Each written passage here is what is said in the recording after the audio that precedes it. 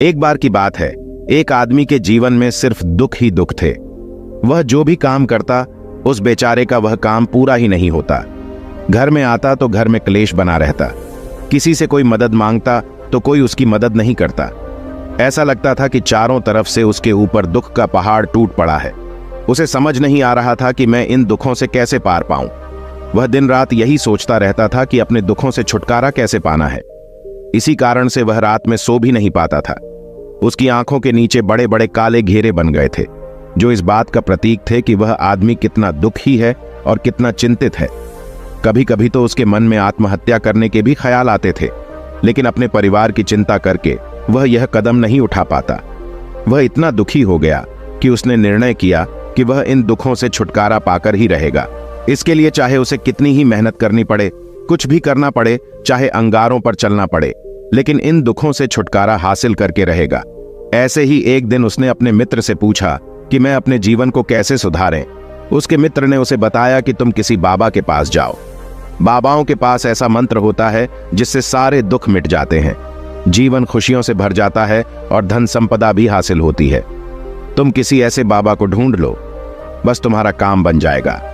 उस आदमी के मन में यह बात पूरी तरह से पक्की बैठ गई कि कोई बाबा ही मेरा दुख दूर कर सकता है, और इसीलिए उसे किसी भी बाबा के बारे में पता चलता तो वह उस बाबा के पास पहुंच जाता। उस बाबा को अपनी समस्या बताता और उससे उसका समाधान पूछता और कहता कि बाबा, मैं कुछ भी करने के लिए तैयार हूं, लेकिन मेरी इन समस्याओं से मुझे छुटकारा दिला दीजिए। आप जो कहेंगे मैं वह करूंगा, लेकिन मेरे जीवन को सुधार दीजिए। बाबा उसे कुछ टोने टोटके बताते थे करने के लिए, और बदले में दान दक्षिणा ले लेते थे कि यह टोना टोटका करने के बाद तुम्हारे घर में सुख शांति बनी रहेगी।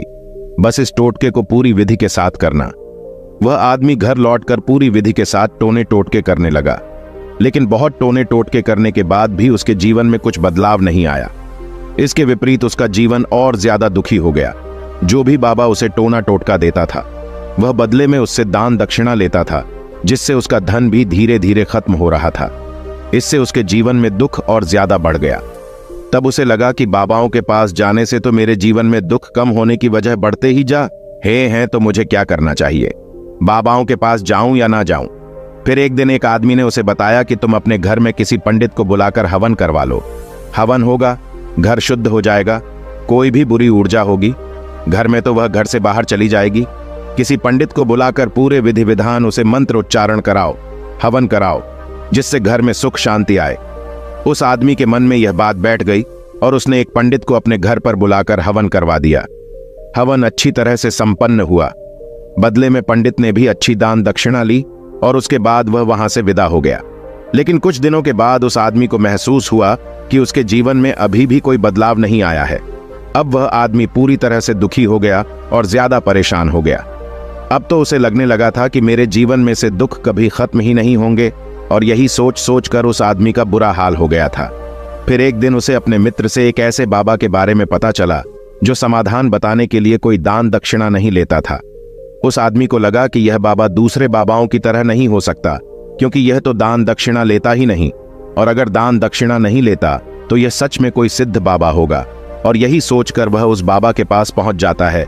जब वह आदमी वहां पर पहुंचता है तो वह बाबा ध्यान में बैठे हुए थे। यह देखकर वह आदमी वहीं पर चुपचाप बैठकर ध्यान से बाहर आने का उनका इंतजार करने लगा। थोड़ी देर बाद बाबा ने आंखें खोली तो सामने एक दुखी और परेशान युवक को बैठे देखा। उसकी आंखों के नीचे काले घेरे देखकर ही समझ गया कि यह आदमी अपने जीवन से कितना परेशान है। उसे संबोधित करते हुए बाबा ने पूछा कि बच्चा, क्या चाहते हो? बाबा के पास क्या लेने आए हो? उस आदमी ने कहा कि बाबा, मैं अपने जीवन से बहुत परेशान हूं। मैंने इन दुखों को दूर करने के लिए बहुत सारे रास्ते अपनाए, हर वो तरकीब करके देखें जो किसी बाबा ने मुझे बताई, हर वो काम किया जो कोई भी इंसान ने मुझसे करने को कहा, लेकिन मेरे जीवन में दुखों में कोई कमी नहीं आई। बाबा, इसके विपरीत मेरे जीवन में दुखों में बढ़ोतरी हो गई है। मुझे समझ में नहीं आ रहा है कि मैं क्या करूं। कभी कभी तो मैं आत्महत्या करने की सोचता हूं, लेकिन मैं अपने परिवार की सोचकर मैं यह कदम नहीं उठाता हूं। मैंने आपके बारे में बहुत सुना है बाबा, और मैं बहुत उम्मीद के साथ आपके पास आया हूं। कृपया करके मुझे कोई ऐसा मार्ग बताएं जिससे मुझे अपने दुखों से छुटकारा मिल जाए। मैं अपने दुखों से छुटकारा पाने के लिए कुछ भी करने को तैयार हूं।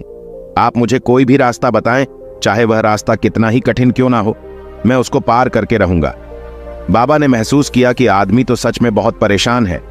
बाबा ने उसकी बात सुनकर कहा कि बच्चा, दुखों को दूर करने के लिए मंत्र ऐसे ही नहीं मिलते हैं, मंत्र पाने के लिए कुछ करना पड़ता है। तुम कुछ कर सकते हो।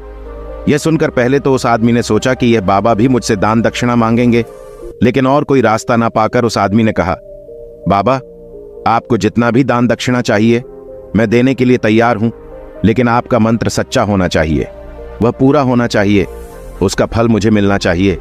उसके बाद में आपको जो भी दान दक्षिणा लेना चाहते हो मैं आपको दे दूंगा। बाबा ने कहा, दान दक्षिणा तो बहुत छोटी चीज है, मुझे वह नहीं चाहिए। इस पर वो आदमी सोच विचार करके बोला, तो बाबा, मैं अंगारों पर भी चलने के लिए तैयार हूं, आप मुझे बस आज्ञा दीजिए। बाबा ने कहा कि अंगारों पर चलने वाली छोटी चीज मैं तुमसे नहीं कराने वाला हूं। मैं जो तुमसे कराने वाला हूं वह बहुत कठिन मंत्र है, उसे पूरा कर पाओगे। उसने कहा, बाबा, आप मुझे बताइए तो सही, मुझे करना क्या होगा? मैं कुछ भी करने के लिए तैयार हूं।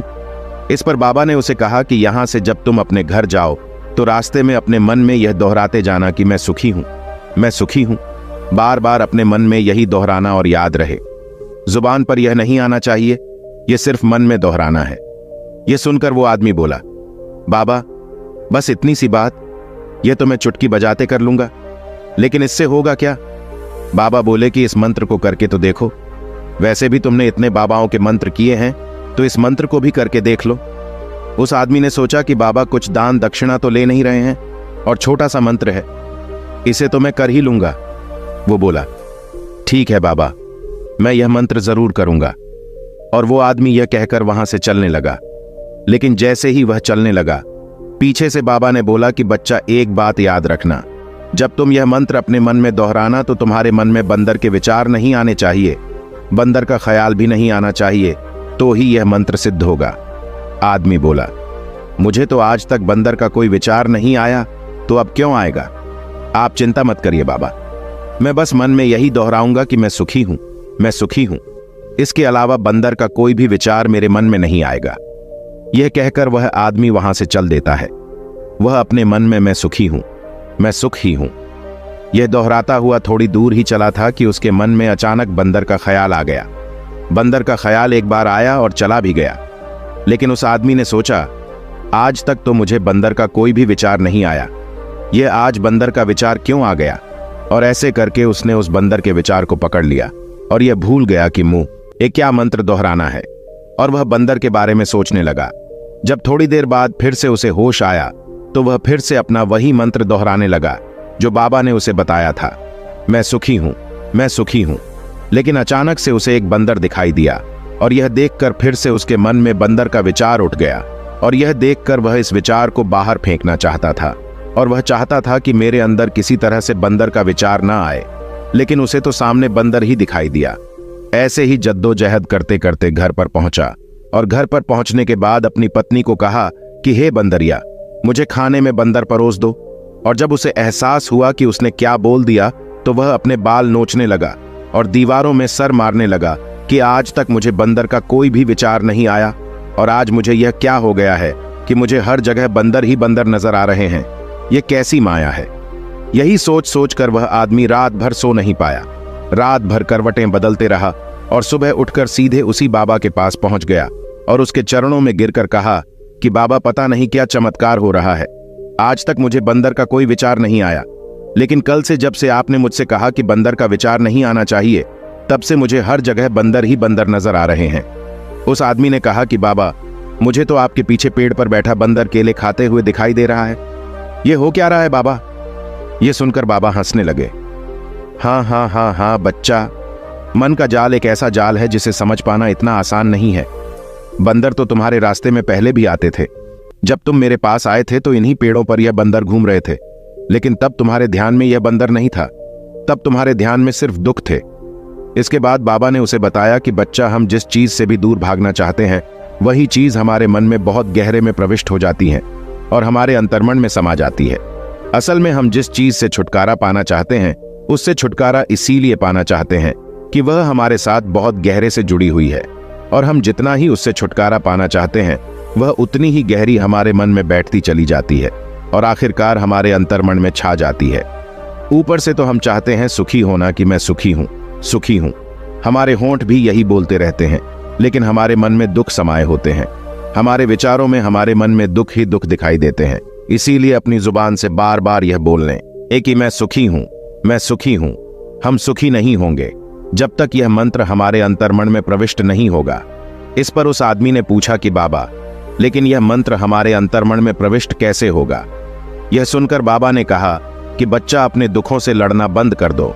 जब तक तुम अपने दुखों को दूर करने की सोचते रहोगे, तब तक वो दुख तुमसे चिपके रहेंगे, तब तक वो दुख तुम्हारे अंतर्मन पर अपना राज बनाए बैठे रहेंगे। और जिस दिन तुम उन दुखों के बारे में सोचना ही छोड़ दोगे, उन दुखों से छुटकारा ही नहीं पाना चाहोगे, उसी दिन से तुम्हारे जिंदगी से दुख गायब हो जाएंगे। क्योंकि किसी भी चीज से छुटकारा पाने के लिए हमें उस चीज के बारे में सोचना पड़ता है, और हम जितना ही उस चीज के बारे में सोचते हैं, वह उतनी ही गहरी हमारे मन में प्रविष्ट होती चली जाती है। हम अधिकतर समय दुखों के बारे में ही सोचते हैं। हम यही सोचते हैं कि हमारे जीवन में दुख है और हमें इससे छुटकारा पाना है। इसी वजह से बार बार सोचने से वो दुख हमारे अंतर्मन में प्रविष्ट हो जाते हैं और हमें एहसास भी नहीं होता। इसीलिए अगर तुम दुखों से छुटकारा पाना चाहते हो, तो दुखों से छुटकारा पाने के बारे में सोचना छोड़ दो। तुम्हें दुखों से छुटकारा मिल जाएगा। अक्सर आदमी धूम्रपान छोड़ना चाहता है, शराब छोड़ना चाहता है। सुबह अपने आप से यह वादा करता है कि मैं कोई भी गलत काम नहीं करूंगा, लेकिन शाम को जब लौटता है तो नशे में चूर होकर लौटता है। ऐसा क्यों होता है? जो हम सोच रहे हैं वह पूरा कर ही नहीं पा रहे हैं। असल में हम उस चीज को बहुत ज्यादा तवज्जो दे रहे हैं, उस चीज को बहुत ज्यादा अहमियत दे रहे हैं। जब भी हम उस चीज को छोड़ने के बारे में सोचते हैं, तो हम उसकी इंपॉर्टेंस यानी कि विशेषता और ज्यादा बढ़ा देते हैं।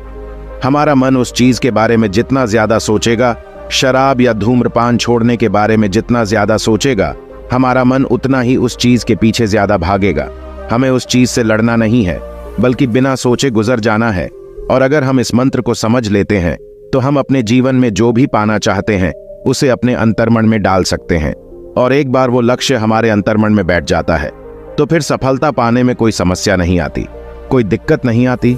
तो दोस्तों, कैसी लगी आपको यह कहानी?